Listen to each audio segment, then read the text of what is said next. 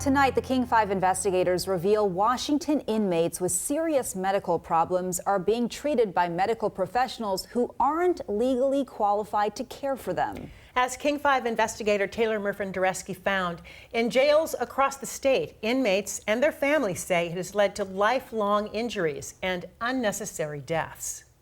They're flat bottom. Javier Tapia of Tacoma says after getting out of prison 3 years ago, he cleaned up his act. I've been doing pretty good. After landing a stable job, he quickly got a promotion, and with the support of his family. I got over 6 years of being clean and sober. But for everything going well in his life as a free man, I feel they still took some of my freedom from me, leaving me in this state.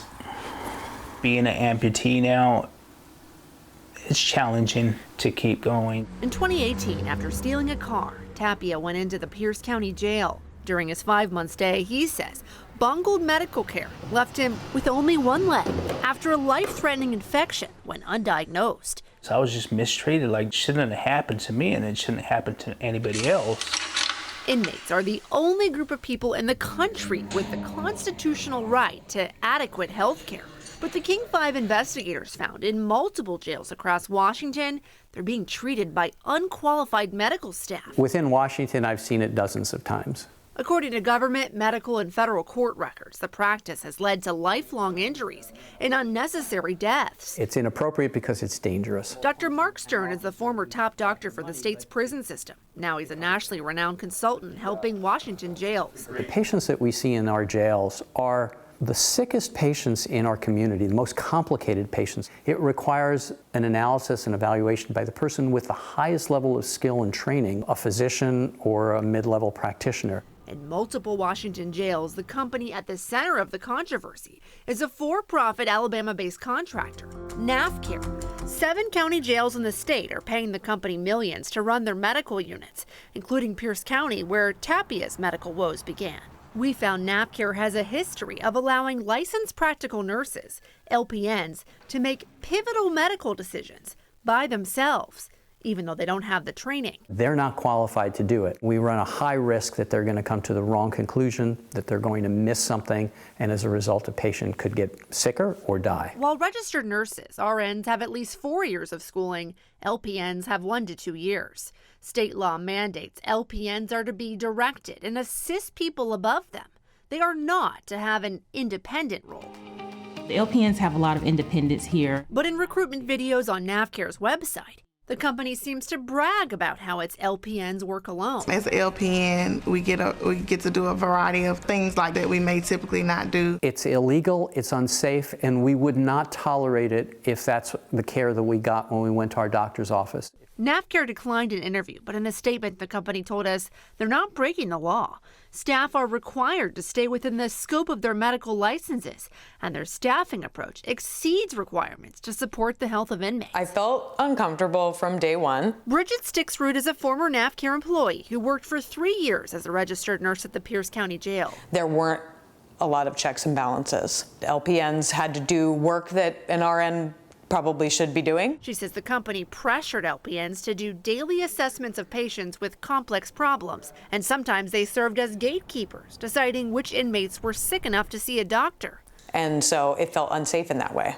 She says NAFCare was trying to save a buck. And it made me feel like there were corners being cut because LPNs are cheaper. And in federal lawsuits across the country, NAFCare has repeatedly been accused of the same thing, putting profits over people. It was morally distressing. That's how I felt there, that people weren't getting the care that they needed.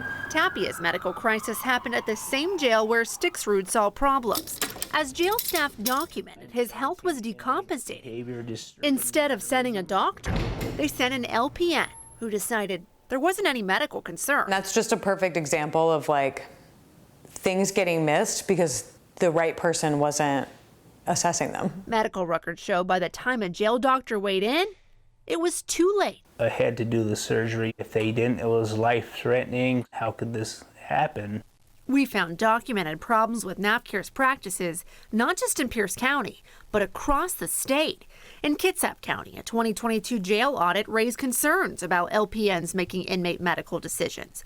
In Spokane, a jury levied a $27 million verdict against NAFCARE in a wrongful death lawsuit. And here at the Lewis County Jail, where Matthew Potter died in 2022 from a heart attack, a fatality review found if a more qualified provider would have treated him, Matthew's life may have been saved. An independent doctor advised instead of LPNs, Lewis County hire only more experienced providers. But NAFCARE decided not to take action, writing they had no plans to change medical procedures. That's what upsets me. For Matthew's brother, Lucas Potter, it came as a shock. They think they did everything right, and they have no plan of changing it. As for Javier Tapia, he's suing Pierce County and NAFCARE in federal court. I just want the right people to be accountable for what happened to me. Pierce County and NAFCARE deny the allegations in the lawsuit. Court records show a NAFCARE leader applauded the jail's medical team, writing that while Tapia is mad about losing his leg, they did everything right and he's lucky and alive thanks to them. They saved my life, but it shouldn't have to go to that extent, and they get recognition for what a great job they did when they lacked diagnosing me. In Tacoma, Taylor Muirfender-Reski, King 5 News. The King 5 investigators are dedicated to serving the public interest through watchdog journalism. If you'd like to submit a tip to our team, email investigators@king5.com.